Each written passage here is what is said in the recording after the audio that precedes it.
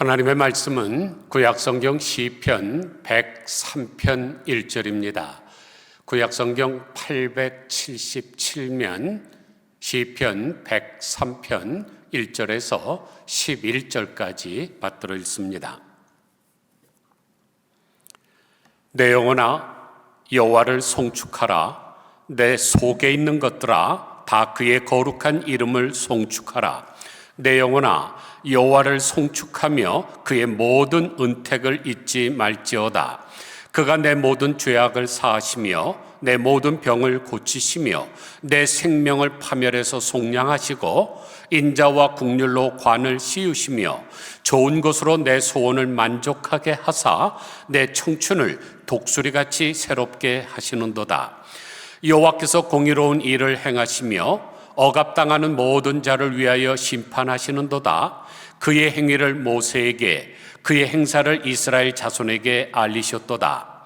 여호와는 국률이 많으시고 은혜로우시며 노하기를 더디하시고 인자하심이 풍부하시도다. 자주 경책하지 않으시며 노를 영원히 품지 아니하시리로다. 우리의 죄를 따라 우리를 처벌하지는 않으시며 우리의 죄악을 따라 우리에게 그대로 갚지는 않으셨으니 이는 하늘이 땅에서 높음같이 그를 경외하는 자에게 그의 인자하심이 크심이로다. 아멘.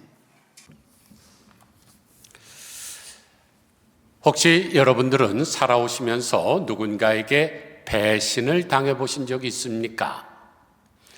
배신을 당하면 어떻던가요?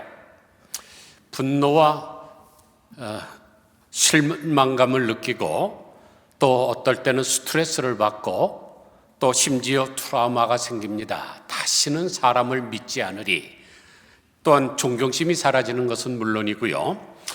배신감을 준 사람을 한 예로 들어보겠습니다. 어떤 특정한 사람을 말하려는 의도가 아니라 그런 상황을 말씀드리는 것을 양해하시기를 바랍니다.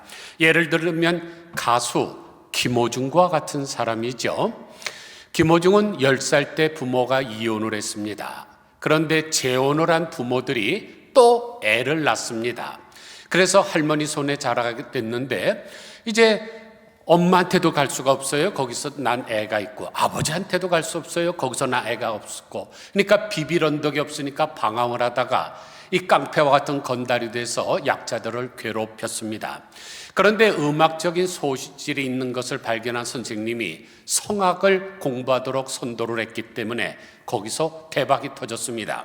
그런 이야기를 배경으로 해서 만든 영화가 파바로티라는 영화지요. 그래서 자기를 구원해 주신 하나님 앞에 감사한다고 많은 교회를 다니면서 간증 집회를 했습니다. 그런데 그 후에 어떻게 됐습니까? 돈을 좀 많이 버니까 35만 불짜리 벤틀리 대형 SUV 벤테이카를 타고 폼을 내고 다녔습니다. 그러다가 음주운전을 했죠. 그런데 자기가 음주운전해서 했으면 운전 책임만 졌으면 끝나는 것인데 매니저가 운전했다 그러고 거짓으로 꾸미고 계속 그것이 반복되다가 결국 감옥에 갇혔습니다. 그때 나온 신문 기사를 한번 볼까요? 속보, 음주 뺑소니, 가수 김호중 1심, 징역 2년 6개월, 초동수사 혼선 초래, 죄질 불량. 여기서 가장 추잡하고 추악한 단어가 죄질 불량이라는 단어입니다. 많은 교회에서 찬양 집회하면서 눈물을 흘리면서 찬송가를 부르던 사람이 죄질이 불량해서 세상 사람들에게 이런 평가를 받는 것, 이런 것 때문에 하나님의 영광이 가려지는 것이죠. 그러면 왜 이렇게 깊은 나락에 빠졌을까요? 왜냐하면 하나님이 베푸신 은혜를 망각했기 때문입니다. 자기가 어려웠던 시절을 기억하면서 자신을 지금 높은 자리에 앉게 해주신 하나님의 은택을 잊지 않고 기억하면서 겸손하게 살았다면 지금도 승승장구했을 것입니다. 이런 사람을 가리켜 우리가 배은망덕한 사람이라 그러죠. 우리는 이런 사람을 반면교사로 삼아야 됩니다. 그런데 인생에는 반대의 경우도 있습니다. 여러분들은 이한이라는 영화배우를 잘 아실 것입니다. 한이라는 이름을 별로 많지 않으니까 여러분이 생소하실 텐데 서쪽이라는 뜻입니다. 그래서 서쪽에서 부는 바람을 한이바람 그러죠. 그런데 서풍은 어부들에게는 만선을 가져다주는 복된 바람으로 여기기 때문에 아버지가 너는 다른 사람에게 복을 가져다주는 사람으로 살라는 이름으로 진 것 같습니다. 그런데 이한희 씨의 어머니가 누굽니까? 우리나라 무형문화재죠. 그리고 이화여지 대학교 교수 문재숙 씨입니다. 아버지는 경찰청 수사국 국장을 지내신 이상업 씨입니다. 그러니까 이한희는 태어날 때부터 한이처럼 금수저를 물고 태어난 여자입니다. 그래서 서울대학교 국악과 석사학위를 가지고 있고 이화여지 대학원 국악과 박사학위를 소유한 재원 중에 재원이죠. 가야금과 장구도 잘 치고 또 전통무용도 특기고 또 아이돌 연습 생활을 했기 때문에 노래도 잘합니다. 게다가 영어와 프랑스어에 능통하며 중국어와 일본어도 잘합니다. 그러니까 수재 중에 수재입니다. 그런데 평소에 존경하는 멘토로 삼던 온누리교회 하영조 목사가 키도 크고 잘생겼으니까 미스코리아 대회에 한번 나가보라는 권면을 가지고 나가게 되었는데 그때 하나님을 높이라 그리하면 그가 너를 높이 들리라는 잠언 4장 8절의 말씀을 가슴에 품고 나갔습니다. 그런데 미스코리아 대회에 그냥 한번 나가서 그냥 수영복 입고 하는 게 아니잖아요. 그 많은 사람들이 한 2달 동안 합숙훈련하면서 걷는 것, 말하는 것, 옷 입는 것 여러 가지 교육을 받습니다.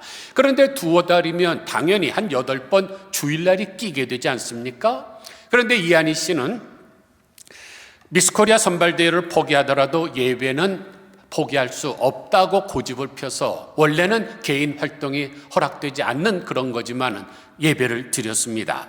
그러자 하나님께서는 당신의 약속대로 그녀를 높이도록 미스코리아 진이 되게 하셨죠.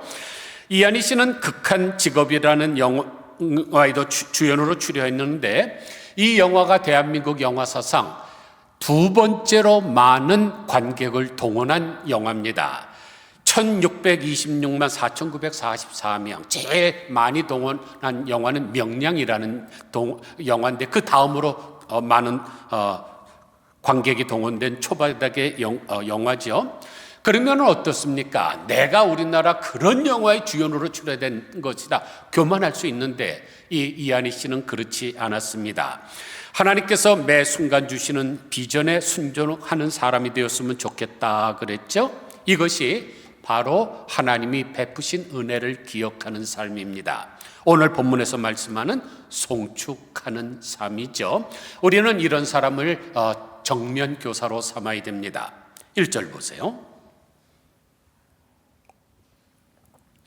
내 영혼아 여호와를 송축하라. 내 속에 있는 것들아 다 그의 거룩한 이름을 송축하라. 내 영혼아 여호와를 송축하며 그의 모든 은택을 잊지 말지어다. 여기를 보면 송축하라는 단어가 3번이나 나오는데 성삼위 하나님을 송축하는 것으로서 은혜를 받은 성도들의 마땅히 해야 될 사명이기 때문입니다. 그러므로 우리는 배은망덕한 사람이 되지 말고 배운 대로 만극하신 하나님의 은혜를 송축해야 됩니다.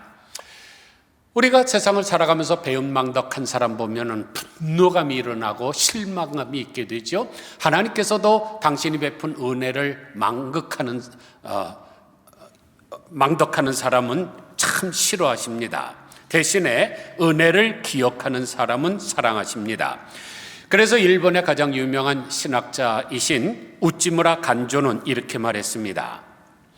하나님께서 이미 내게 주신 은혜에 대하여 감사하라. 그리하면 하나님께서 다시 새로운 은혜를 내려주실 것이다. 그러나 묵은 은혜에 감사가 없이는 새로운 은혜를 받기는 어렵다. 오늘 우리가 읽은 이 시편 103편은 다윗이 지은 감사시입니다. 이 시는 초막절날 하나님 앞에 예배를 드리면서 사용된 시입니다. 그런데 송축하라는 단어가 가장 먼저 나오죠. 송축이란 한문으로 기릴 송자에 빌 축자를 써서 경사를 기리고 축하한다는 뜻이지만 히브리어는 빠라키인데 무릎을 꿇다는 뜻입니다. 다윗이 가만히 자기가 지금까지 살아온 생활을 바라보니까 하나님 앞에 무릎을 꿇을 수밖에 없는 것을 발견을 했습니다. 자기는 원래 양의 똥이나 치우고 털이나 깎던 목동 아닙니까? 그런데 이스라엘의 성군의 자리까지 오르게 하셨습니다. 또한 자기는 간음죄를 짓고 간접살인죄를 저지른 사람이지만 하나님이 그를 용서하셨습니다. 그래서 내가 하나님 앞에 할 수 있는 일은 무릎을 꿇는 것뿐이라는 것을 발견했던 것입니다. 우리도 과거를 살펴보면서 하나님을 송축해야 됩니다. 그게 바로 성도의 마땅한 바입니다. 그러면 우리가 하나님을 송축해야 되는 이유가 뭘까요? 첫째로 모든 죄악을 용서해 주셨기 때문입니다. 3절 보세요. 그가 내 모든 죄악을 사하시며, 여기서 사하시며라는 단어가 도말한다는 뜻입니다. 이사야서 43장 25절을 보면 곧 나는 너를 위하여 내 허물을 도말하는 자니 내 죄를 기억하지 아니라 하리라고 하셨는데, 여기 도말이라는 단어가 진흙 도자의 발을 말자를 사용합니다. 여러분이 길거리를 가다 보면은 특별히 사우스 센트럴 쪽에 못 사는 흑인 동네 같은 데 가면 그냥 벽에 그래피티가 굉장히 많이 있지 않습니까? 그런 거 보면 굉장히 마음이 안 좋습니다. 그런데 그것을 없애는 방법이 뭡니까? 어떤 정의로운 사람이 하얀색 페인트를 가져가서 그것을 깨끗하게 칠하면 그 안에 더러운 모든 것이 안 보이죠? 이게 바로 도말이라는 단어의 뜻입니다. 그러니까 다윗은 여호와를 송축해야 될 가장 첫 번째 이유로 죄 없이 해주심을 두었던 것입니다. 자기가 죄를 지을 때마다 또 회개할 때마다 하나님께서 사유해 주시는 놀라운 은총을 체험했기 때문입니다. 그리고 사죄의 은총을 받은 것을 확신했기 때문에 자기 영혼을 향해서 내 영혼아 여호와를 송축하라고 외칠 수 있었던 것이죠. 그러므로 우리가 하나님과의 관계에서 가장 먼저 선행되어야 되는 것은 바로 죄의 문제를 해결하는 것입니다. 그래서 지동서를 주창하면은 사형 선고를 받던 그런 어려운 시절에 지동서를 외쳤던 코페르니쿠스가 이렇게 얘기했습니다. 나는 바울이 가진 특권을 구하지 않는다. 나는 베드로에게 주신 능력도 구하지 않는다. 나는 다만 십자가에서 강도에게 주신 용서를 구한다. 사랑하는 성도 여러분, 자기의 죄를 깨닫지 못하고 용서받지 못한 사람은 아무리 탁월한 능력을 가졌다 할지라도 사기꾼, 강도, 도둑놈이 됩니다. 지금도 여러 가지 모양으로 나쁜 짓을 하는 사람들 가만히 보세요. 그 사람들이 어리석은 사람들입니까? 아니죠. 아주 뛰어난 명석한 두뇌를 가진 사람들입니다. 그것을 잘못된 곳에 사용하는 거죠. 하나님을 만나지 못했기 때문입니다. 그러나 우리는 예수님을 믿음으로 말미암아 하나님을 만났고 죄사함을 받았고 하나님의 자녀가 되는 특권을 받았고 하나님과 영생을 누릴 수 있는 은혜를 입었습니다. 그러므로 이 모든 은혜를 송축해야 됩니다. 한 소녀가 어느 날 나폴레옹 황제를 찾아와서 무릎을 꿇고 울부짖었습니다. 폐하, 저의 아버지를 용서해 주옵소서. 너는 누구며 너의 아버지는 누구냐? 제 이름은 라이올라이고 제 아버지는 사형 선고를 받고 지금 감옥에 계신 분입니다. 그 말을 들은 나폴레옹 황제가 소녀야, 미안하지만 내가 너를 위해 아무것도 해줄 수가 없구나. 왜냐하면 너의 아버지는 반역죄를 범했기 때문이란다. 그때 라이올라가 부르짖으면서 말했습니다. 폐하, 잘 알고 있습니다. 그러기에 저는 정의를 요구하는 것이 아니라 자비를 구하는 것입니다. 폐하, 간청합니다. 제 아버지에게 국류를 베풀어 주소서. 이 말에 감동을 받은 나폴레옹 황제가 소녀의 손을 잡고 그래, 내 아버지에게 국류를 베풀어 주마 해서 그를 풀어줬다고 합니다. 사랑하는 성도 여러분, 죄인들에게 요구되는 것이 뭘까요? 오직 국률뿐입니다. 국률안만 있으면 사형 선고도 받은 사람도 살아날 수가 있습니다. 그런데 4절 하반부를 보니까 인자와 국률로 관을 씌우시며 라고 하셨고, 8절에서는 여호와는 국률이 많으시고 은혜로우시며 노하기를 더디하시고 인자하심이 풍부하시도다. 자주 경책하지 아니하시며 노를 영원히 품지 아니하시리로다. 우리의 죄를 따라 우리를 처벌하지는 아니하시며 우리의 죄악을 따라 우리에게 그대로 갚지는 아니하셨으니 이는 하늘이 땅에서 높음같이 그를 경외하는 자에게 그의 인자심이 크심이로다 그랬습니다. 이렇게 놀라운 은혜를 베푸시는 분이 바로 하나님이시죠.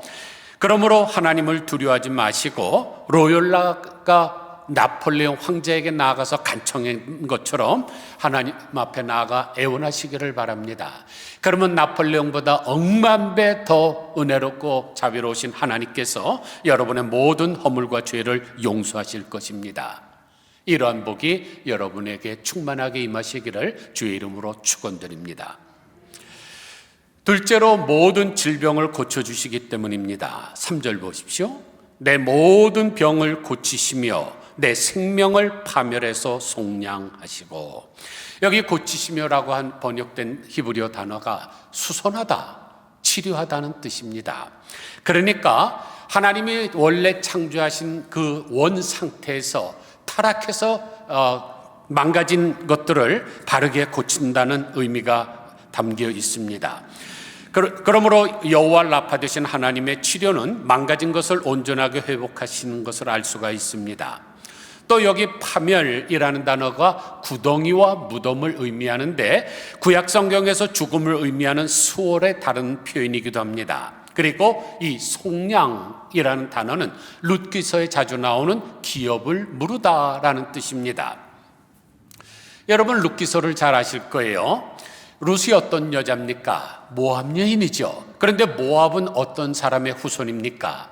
소돔과 고모라가 멸망할 때 롯이 자기 딸과 자기가 술을 먹고 자기 딸과 근친 상간을 해서 낳은 자녀들입니다. 그리고 이 모압 자손들이 이스라엘 백성들이 애굽에서 나와 젖과 꿀이는 가나안 땅으로 행진을 할 때 미인계를 쓰고 또 뒤에서 공격했던 사람들이죠. 그래서 하나님이 뭐라 그래요? 모압 자손은 여호와의 총에 영원토록 들어오지 못하리라고 선언했던 사람들입니다.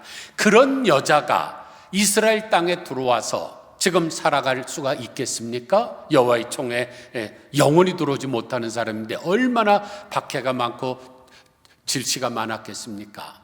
또 그런 데서 당시에 사회보장 없는 시대에 그냥 밭에 떨어진 이삭을 주어서 먹고 살려니 얼마나 힘들었겠어요. 굶어 죽을 형편이죠. 바로 그때 보아스라는 남자가 나타납니다.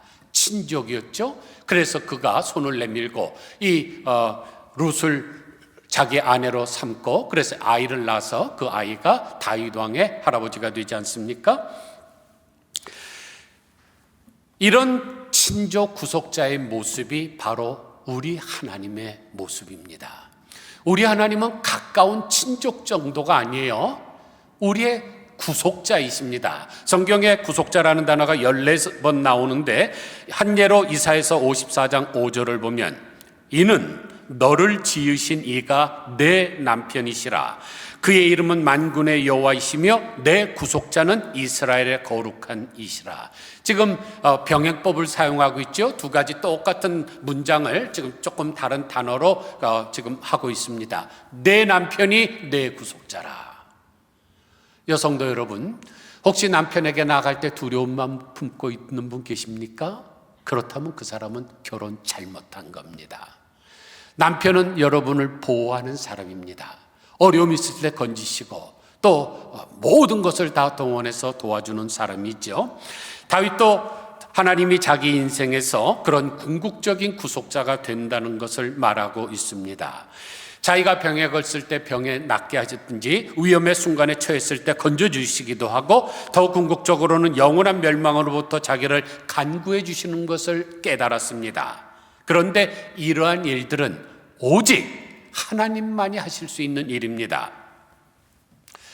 모든 병을 고치시는 예수라는 책이 있습니다. 정인숙 씨가 쓴 책인데 이분은 30대에 불치병에 걸려갖고 극한 고통과 싸워야만 했습니다.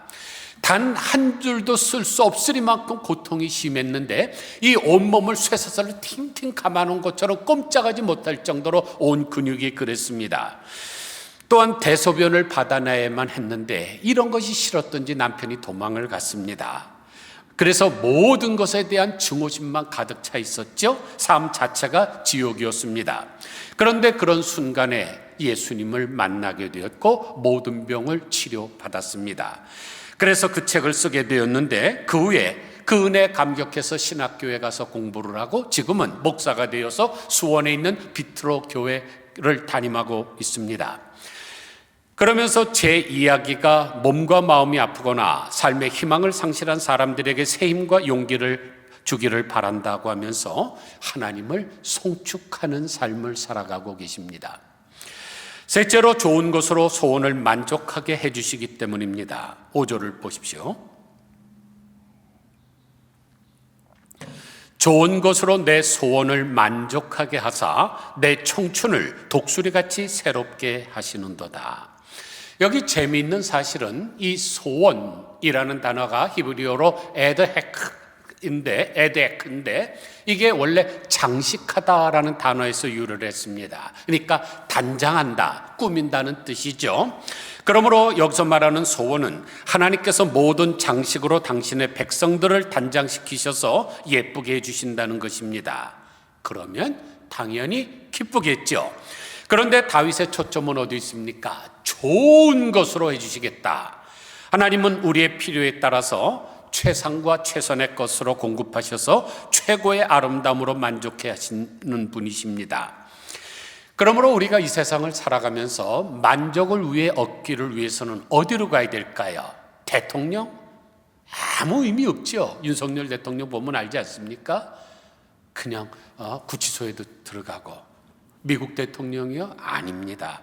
다른 나라 총리들도 무슨 수상들 암살당해 죽는 사람 많아요.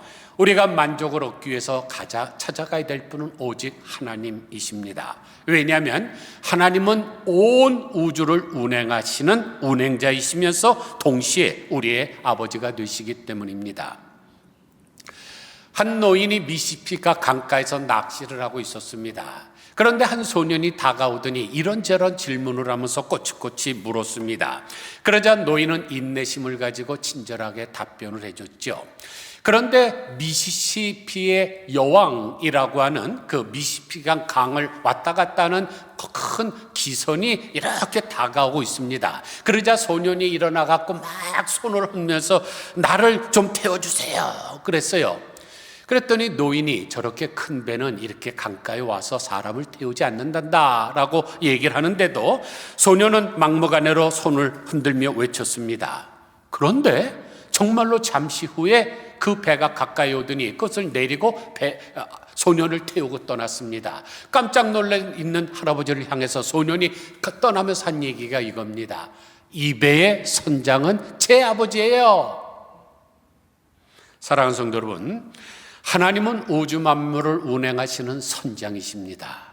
그런데 그분이 바로 우리 아버지십니다. 그런데 아버지는 나의 소원을 이루어 주시며 만족하게 하십니다. 그러므로 하나님을 송축하시기를 바랍니다. 말씀을 마칩니다.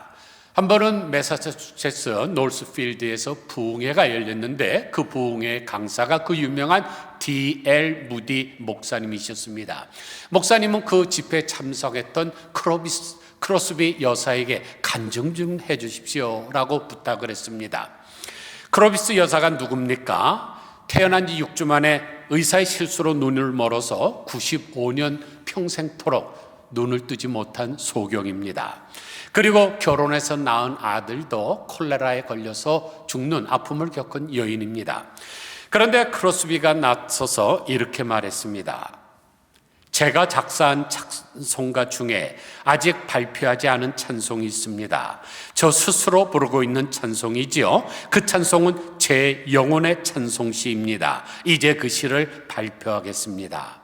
그러면서 그 시를 읽어 내려가기 시작합니다. 호일의 생명 그칠 때 여전히 찬송 못하나 성부의 집에 깰 때에 내 기쁨 한량 없겠네. 내 주 예수 배울 때에 그은혜 찬송하겠네.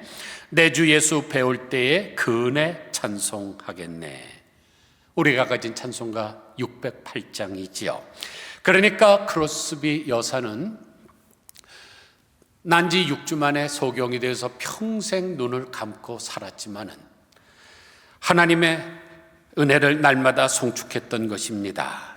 그런데 그것이 언제까지 이어지나요? 후일의 생명 그칠 때, 즉 예수님을 만나는 그날까지 찬송하겠다는 것이죠. 그런데 크로스비 여사가 이 찬송시를 읽을 때에 D.L. 무디 목사님과 모였던 모든 회중들이 눈물을 흘렸다고 합니다. 사랑하는 성도 여러분, 크로스비 여사처럼 죽는 날까지, 예수님을 만나는 그날까지 송축하시기를 바랍니다. 조금 어려움이 있다고 실망하거나 불평하거나 그러지 마시고 감사함으로 하나님을 찬양하시기를 바랍니다. 그러면 하나님께서 여러분을 이한희 씨나 크로스비 여사님처럼 높이 드실 것입니다. 아무쪼록 우리의 모든 죄악을 사해 주시고 우리의 모든 질병을 고쳐 주시고 우리의 모든 소원을 만족해 주시는 여호와 하나님을 송축하며 살아가시는 복된 성도님들 다 되시기를 주님의 이름으로 간절히 축원드립니다. 기도하겠습니다.